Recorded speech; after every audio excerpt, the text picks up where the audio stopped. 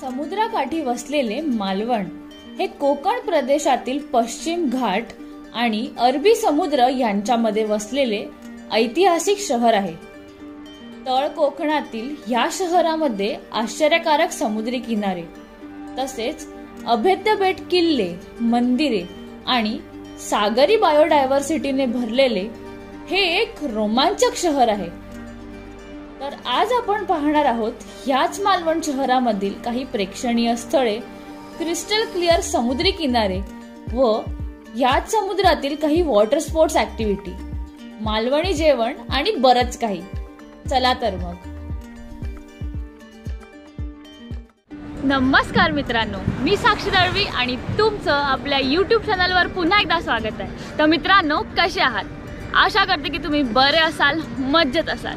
आज मी आलेली आहे मालवणमध्ये आणि मालवणमधला हा माझा पहिला दिवस आहे आणि इथे आल्यानंतर मग मी पहिलाच सकाळ उठून आलेली आहे फिश मार्केटमध्ये। इथेच आपल्याला जो फिश मार्केट आहे तो पाहायला मिळतो समुद्रावर। इथे आपल्याला मस्त फ्रेश फिश मिळते आणि इकडे माशांचा लिलाव सुद्धा होतो। तुम्ही जर मालवणमध्ये येत असाल तर इकडे नक्की या। तर आता आपण हा जो मार्केट आहे तो पाहून घेऊया। खरं तर इकडे सकाळची एकदम गर्दी झालेली आहे, बरीचशी लोक आहेत इथे आणि तुम्ही पाहू शकता 600, 5, 10, 15, 20, 620 रुपये, 620, 25, 30, 30, 630, 630, 630, 35, 40, 40, 640, 640, 45, 645 किती असा गो? 645, 645, 645।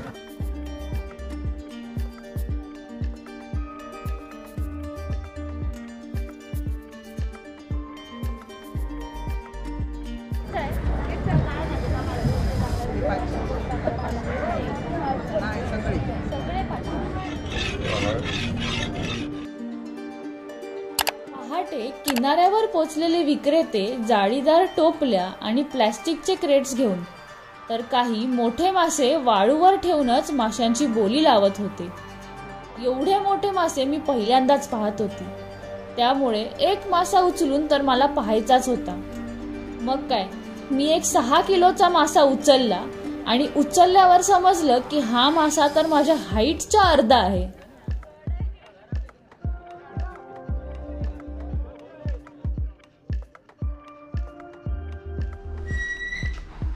फिश मार्केट पाहून फ्रेश होण्यासाठी मी परत जिथे राहत होती त्या होमस्टे मध्ये आली। ह्या मालवण तारकर्ली मधल्या सिलिका होमस्टे मध्ये माझा आजचा मुक्काम होता।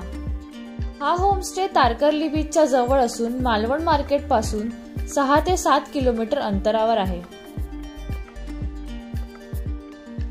तर मित्रांनो, आता मी मस्त रेडी झालेली आहे आणि तुम्ही हा रूम पाहू शकता। हा होमस्टे बजेट फ्रेंडली आणि खूप सुंदर असा हा होमस्टे आहे। या होमस्टेचं मी डिस्क्रिप्शन मध्ये नाव आणि नंबर टाकीन, तर तुम्ही जर कधी मालवणमध्ये आलात तर तुम्ही इथे येऊ शकता। तर आता मी रेडी झालेली आहे आणि आता मालवणसाठी मी निघते।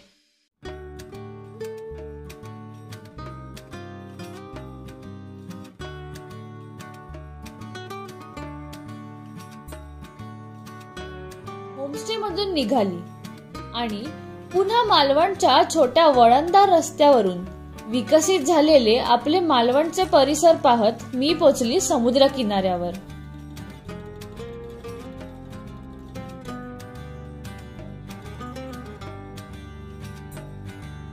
मी आलेली आहे मालवणमध्ये नुकताच उभारण्यात आलेला जो राजकोट किल्ला आहे तिथे, आणि त्याचा असा रेप्लिका बनवलेला आहे आणि आतमध्ये छत्रपती शिवाजी महाराज यांचा असा मोठा स्टॅच्यू उभारण्यात आलेला आहे। तर आता आपण आतमध्ये जाऊन ते पाहून घेऊयात।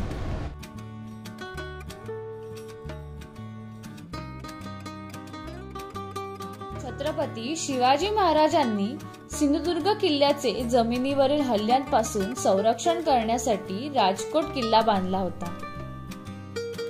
किल्ल्याच्या आत शिरताच आपल्याला महादेवाचे मंदिर व तटबंदी पाहायला मिळते। मंदिरात मी दर्शन घेतलं।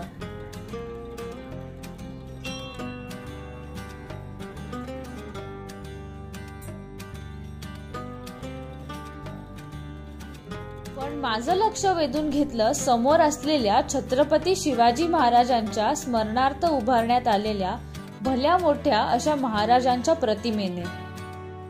आणि खालीच बोर्डवर काही लढाऊ जहाजांची आणि महाराजांच्या समुद्री किल्ल्यांची काही माहिती दिली होती.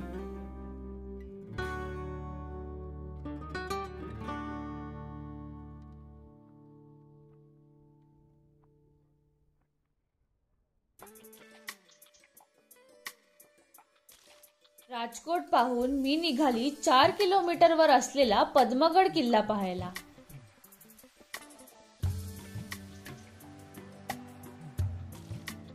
आत्ता आपण छत्रपती शिवाजी महाराजांची भली मोठी अशी जी नवीन मूर्ती उभारलेली आहे ती आता पाहून आलेलो आहोत. आणि जो मालवण समुद्री किनारा आहे त्याच किनाऱ्याला लागून म्हणजे सिंधुदुर्गचा एक उपदुर्ग छत्रपती शिवाजी महाराजांनी बनवला होता, तो म्हणजे पद्मगड. तर आत्ता मी या बीचवरून चालत चालतच जो पद्मगड आहे तिथे आलेली आहे आणि तुम्ही माझ्या मागेच पाहू शकता.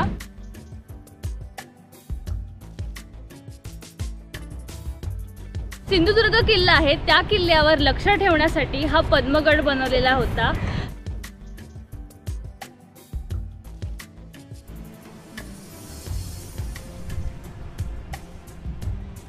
हा जो किल्ला आहे तो सिंधुदुर्ग किल्ल्यापासून काही अंतरावरच आहे, पण हा पण समुद्रातच असतो. जेव्हा भरती किंवा ओहोटी म्हणजे हाय टाईड आणि लो टाईड असतं तर लो टाईडला तुम्ही इकडे चालत पण येऊ शकता. तसं तर हा किल्ला असा छोटासाच आहे आणि आतमध्ये एक मंदिर आहे, तर आता आपण पाहून घेऊयात.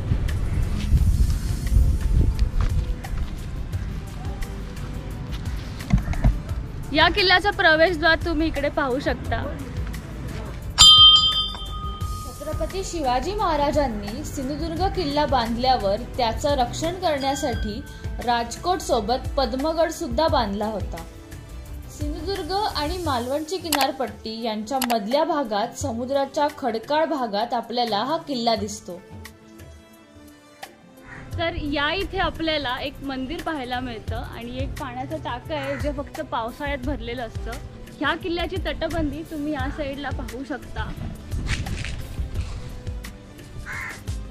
तसं तर हा जो भाग आहे तो बऱ्यापैकी पडक्या अवस्थेतच आहे असं म्हणायला हरकत नाही, कारण की बरीचशी जी भाग आहे तो असा ढासळून खाली गेलेला आहे. त्यामुळे हा एवढाच भाग तुम्हाला आता पाहायला मिळतो. इथून जर समोर पाहिलं तर समोरच आपल्याला सिंधुदुर्ग किल्ला पाहायला मिळतो. या किल्ल्याच्या एक्झॅक्टली समोर हा सिंधुदुर्ग किल्ला आहे, तुम्ही पाहू शकता. तसं तर आता मालवणमध्ये ज्या पण काही पाहण्यासारखी ठिकाणं आहेत ते आपण बऱ्यापैकी दाखवली आहेत, अजून काही राहिलेली आहेत. तर आता मी जी बाकीची जी ठिकाणं आहेत ती फिरून घेईन.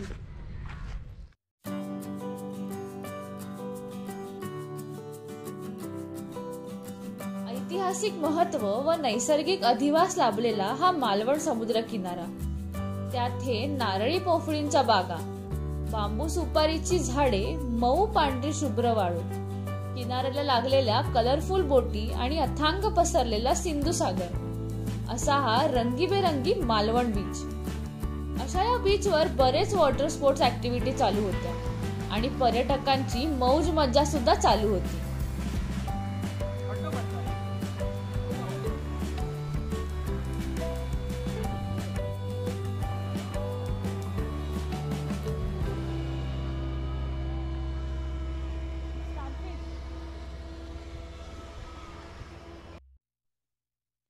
याच मालवण बीचवर दोघं तिघं किनाऱ्यावर उभे राहून समुद्रात माशाचे जाळे सोडत होते.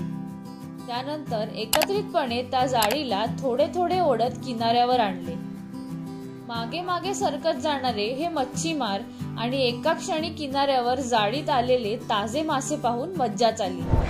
हा कुठला मासा? सुळा. सुळा. Golden fish. कुठला? गोल्डन. झालं ना हे. हा, आता एकत्र करणारच. हा, एकत्र करून झालं की परत ते मासे बाजूला पिशवीत ठेवणार, जाळं व्यवस्थित करणार आणि परत पाण्यामध्ये परत लावणार. मग ते लावून असं गोल लावावं लागतं टनवरून. हा हा. हा कुठला मासा आहे? ह्याला डाईन म्हणतात. हा, वाव, ह्याचा कलर मस्तच आहे. मोठा मासा हे बघा, ते मोठ्या पिशवीतला मोठा मासा दाखवते ना. Bullet fish. हो बापरे.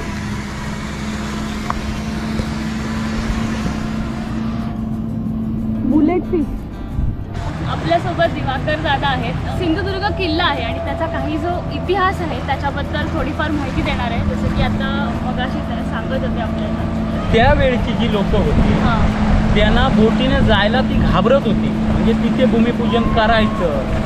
मग तसं नाही, ते ब्राह्मण लोक होते ना, ते ज्योतिषी असल्यामुळे त्यांना माहिती होतं की हा दगड, ह्या बेटाचा दगड जमिनी खालून हा एकच दगड आहे. हां, मग बोटीने कसं जायचं, नाही आम्ही येऊ शकतो. मग तुम्ही तो ह्या दगडाची इथे पूजा करा आणि तिथे तुम्ही कामाला सुरुवात केली तरी चालेल. त्या दगडांना मोऱ्याचा दगड असं नाव का ठेवलं गेलं तर तिथे गणपती कोरला गेला त्याच्यावर आणि आपण गणपतीला मोरया पण बोलतो म्हणून तिथे त्या दगडाचं नाव मोऱ्याचा दगड म्हणून ठेवला. म्हणजे धोंडा बोलतो, आता आपण काही शुद्ध भाषेत बोलायला तर दगड बोलतो, म्हणून मोऱ्याचा धोंडा म्हणून तिथे नाव ठेवलं गेलं. अजून काही लोकांना म्हणजे तरी पण 80% लोकांना माहिती नाही, पण किल्ल्यात जेव्हा जातात गाईड घेतात तेव्हा ते गाईड लोक सांगतात किल्ल्याचं भूमिपूजन कुठे झालं. आत्ता मी ज्या जागेवर आहे त्या जागेवर जो सिंधुदुर्ग किल्ला आहे ज्याचं भूमिपूजन झालं होतं ही ती जागा आहे.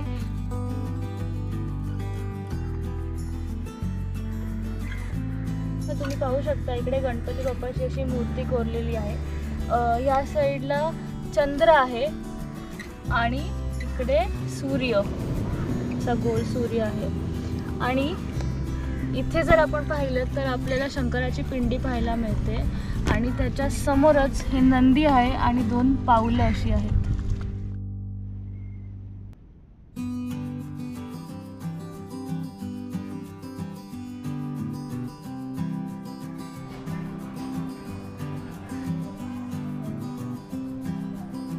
आता मी आलेली आहे चैतन्य हॉटेलमध्ये आणि इथे ऑथेंटिक मालवणी फूड तुम्हाला खायला मिळेल. तसं आत्ता मी घेतलेली आहे कोळंबी थाली. या थाळीमध्ये तुम्हाला कोळंबी फ्राय केलेली मिळते आणि कोळंबीचा रस्सा, एक फिश करी मिळते, सोलकढी, राईस आणि 2 चपात्या. तर ही कंप्लीट थाळी तुम्हाला मिळते 450 रुपीजमध्ये. तसा मागे बोर्ड सुद्धा लावलेला आहे. तुम्ही इथे पाहू शकता. तुम्हाला जे हवं ते तुम्ही इकडे येऊन ऑथेंटिक फिश फूड खाऊ शकता. इकडे व्हेज थाळी सुद्धा आहे, तर ज्यांना व्हेज खायचं असेल ते सुद्धा इकडे येऊ शकता. आणि फिशसाठी तर हे स्पेशलच जागा आहे, तर तुम्हाला नक्की ट्राय केली पाहिजे. आता मी पटपट डिगिन करते आणि टेस्ट करते की कसं लागतं.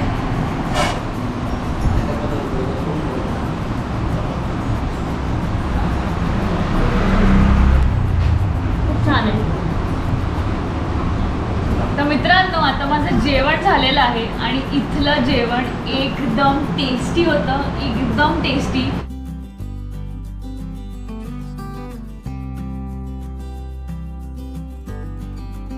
थाळीमध्ये जी फ्राय केलेली कोळंबी होती एकच नंबर होती. आणि आता थाळीमध्ये तुम्हाला अनलिमिटेड सोलकढी मिळते आणि सोलकढी माझा एकदम फेवरेट पदार्थ, म्हणजे मला भरपूर आवडतो तो. आणि इथे एकदम मस्त सोलकढी मिळते आणि मी लिटरली सोलकढी पिऊन तो फूड कोमामध्ये, लिटरली.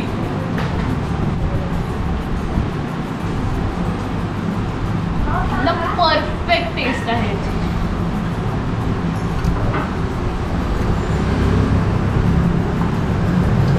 तुम्ही जर कधी मालवणमध्ये येत असाल मला नक्की चैतन्य हॉटेलला व्हिजिट केलंच पाहिजे. जेवण झाल्यावर रिलॅक्स आणि चिल करण्यासाठी मी निघाली 1 किलोमीटरवर असलेल्या चिवला बीचवर. तर मित्रांनो मस्त एकदम गरमागरम जेवण झालेलं आहे आणि एक थोडीशी विश्रांती पण झालेली आहे. आणि आत्ता मी आलेली आहे चिवला बीचवर. चिवला बीच हे मालवणपासून अगदी जवळचं बीच आहे आणि तुम्ही पाहू शकता हे बीच पण खूप सुंदर आहे आणि समुद्रसुद्धा इकडे मस्त असा ब्ल्यू पाहायला मिळतो. आणि हा जो चिवला बीच आहे तो असा सी टाईपचा बीच आहे आणि इथून जर तुम्ही पाहिलं तर हा संपूर्ण असा पट्टा आहे. आणि मागे तुम्ही पाहू शकता मस्त नारळाची झाडं लागलेली आहेत. खूप सुंदर आहे हा बीच. आणि इकडे जर तुम्ही कधी मालवणमध्ये येत असाल तर इथे सुद्धा बरेचसे हॉटेल्स आणि होमस्टेज अवेलेबल आहेत. आणि या बीचच्या बाजूलाच आहे रॉक गार्डन. तर आता आपण ह्या बीचवरून बाजूचा जो रॉक गार्डन आहे तिथे जाऊयात आणि नंतर संध्याकाळी सनसेटसाठी इथे एक सुवर्णकडा जागा आहे, तर संध्याकाळी मस्त आपण सनसेट त्या सुवर्णकडावरून पाहूया. खरं तर तो सुवर्णकडा इथून दिसतो, पण व्हिडिओमध्ये तेवढा दिसेल की नाही मला माहिती नाही, पण संध्याकाळी आपण नक्की तिथे जाऊन सनसेट पाहूया. शिवला बीचचे हे सौंदर्य निश्चित तुमच्या मनाला भूल पाडणारे आहे व इथल्या मऊ वाळूत पावले टाकताना मनाला खूप आनंद व प्रसन्नता मिळते. या बीचवर पर्यटकांना भटकंतीसाठी बोटी आणि काही वॉटर स्पोर्ट्स ऍक्टिव्हिटी सुद्धा अवेलेबल आहेत, जे तुम्ही येथे करू शकता. त्यासाठी डिस्क्रिप्शन मध्ये कॉन्टॅक्ट डिटेल्स ऍड केले आहेत.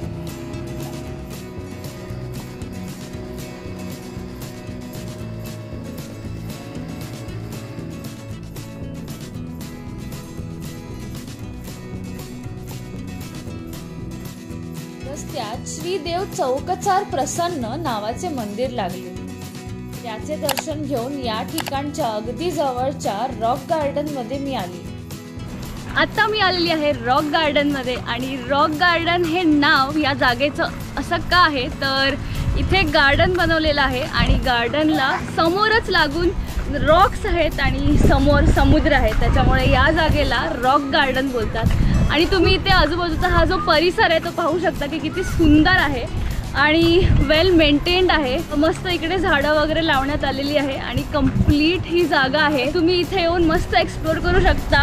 आणि या साईडला जर पाहिलं तर इथे आहेत रॉक्स, जिथे आपण बसून मस्त सनसेट एन्जॉय करू शकतो.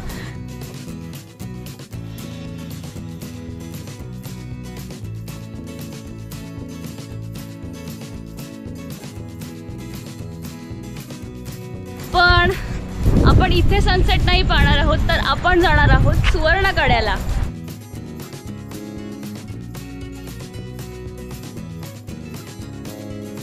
रॉक गार्डन पासून 4 ते 5 किलोमीटरवर असलेल्या सुवर्णकड्यावर जाण्यासाठी मी निघाली.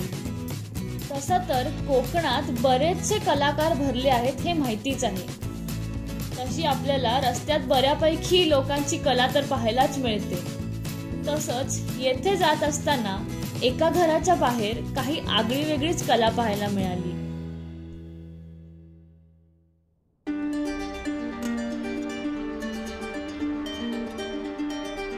फायनली मी मालवण पासून फक्त 5 ते 6 किलोमीटरवर येऊन एक सुवर्णकडा नावाची जागा आहे तिकडे पोहोचलेली आहे. आणि जर तुम्ही ही जागा पाहाल तर ही अत्यंत सुंदर आणि अनटच्ड जागा आहे. मी ॲक्च्युली बऱ्याचशा जागा फिरली मालवणमध्ये आणि ही जागा खरं तर मला पहिला माहिती नव्हती, पण तिकडचे काही लोकल्स आहेत आणि माझा एक फ्रेंड आहे, त्यांनी मला सजेस्ट केलं की इकडे ये आणि इकडचा सनसेट खूप सुंदर दिसतो. तर आत्ता मी इकडे आलेली आहे आणि इकडे आल्यानंतर मग तर खरंच इकडचा सनसेट बघण्यासारखा आहे.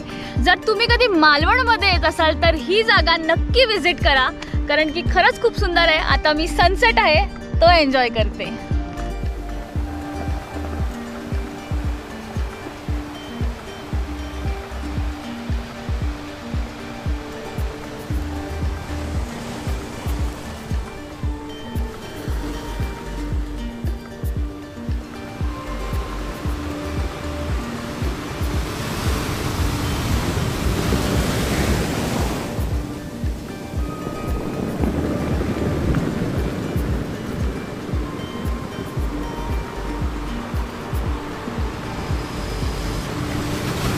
तर मित्रांनो, सुवर्णकड्यावर आपला हा आजचा दिवस आहे मालवणमधला, तो इथेच एंड होत आहे. उद्या मी जो मालवण तारकर्लीचा जो एरिया आहे तो कव्हर करणार आहे, तर त्याचा भाग 2 येणार आहे. तर तुम्हाला हा जो पहिलावाला भाग आहे त्याच्यात मी बऱ्याचशा गोष्टी कव्हर करण्याचा प्रयत्न केलेला आहे. तर तुम्हाला हा व्हिडिओ कसा वाटला कमेंट करून नक्की कळवा. जर हा व्हिडिओ आवडला असेल तर नक्की लाईक करा, इतरांसोबत शेअर करा. आणि हो, असेच पर्यटन स्थळे आणि गडकिल्ले पाहण्यासाठी चॅनलला नक्की सबस्क्राईब करा, म्हणजे चॅनलचे जे पुढचे अपडेट्स आहेत ते तुम्हाला येतील. तर भेटूयात पुढच्या भागात. तोपर्यंत टाटा, बाय बाय.